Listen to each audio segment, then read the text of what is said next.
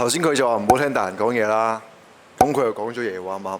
咁但係咧，如果你聽佢講話唔好聽大人講嘢，唔聽佢講嘢咧，你又聽個大人講嘢。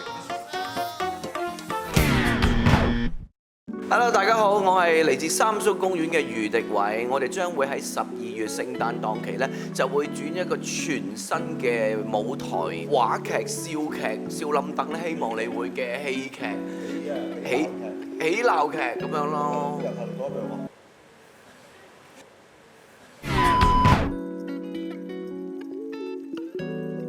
Hello， 大家好，我係嚟自三叔公園嘅余迪偉，我哋三個將會喺今年12月尾聖誕檔期咧，會喺舞台上面做一個喜鬧劇嘅。今次我哋嘅劇叫做Y2K 前的綁架啦，演員方面有我哋三個啦，阿 Clara 雲浩影啦，有麥東啦，有 JFD 嘅藏哥同雞翼啦，有香城影畫嘅阿霞啦，同埋有我太太李君雅嘅。舞流好叻，大埔區嘅大埔區嘅。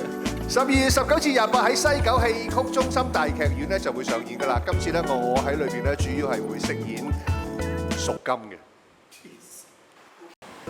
永遠唔好聽，對唔住，永遠唔好聽大人講嘢。大人講俾你聽嘅嘢，點源頭，用翻你自己嘅方法去做，哪怕係失敗，嗰個失敗都係你自己一手一腳做出嚟。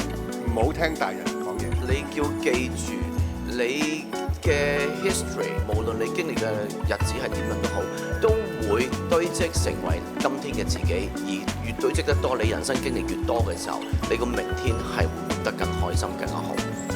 頭先佢就話唔好聽大人講嘢啦，咁佢又講咗嘢喎，啱啱？咁但係咧，如果你聽佢講話唔好聽大人講嘢，唔聽佢講嘢咧，你又聽個大人講嘢。你可以揀住嚟聽。咁所以我想表達嘅就係咧，其實唔同嘅人都有唔同嘅意見俾你嘅，即係有啲人叫你聽俾我講嘢，有啲人叫你唔好聽俾我講嘢，等等呢啲咁樣啦。我就覺得咧，你都全部都照聽，咁聽完就算啦。到突然間有啲嘢咧，你做完之後就發覺，哦，原來嗰個人講啲嘢係真㗎，咁你就會有所領悟。所以聽咧係冇乜意思嘅，聽完咧都唔使特登記嘅。你自然個身體會幫你記住啦，跟住到你做賴咗嘢啊，或者做啱咗嘢咧，你就會醒翻起嗰條説話。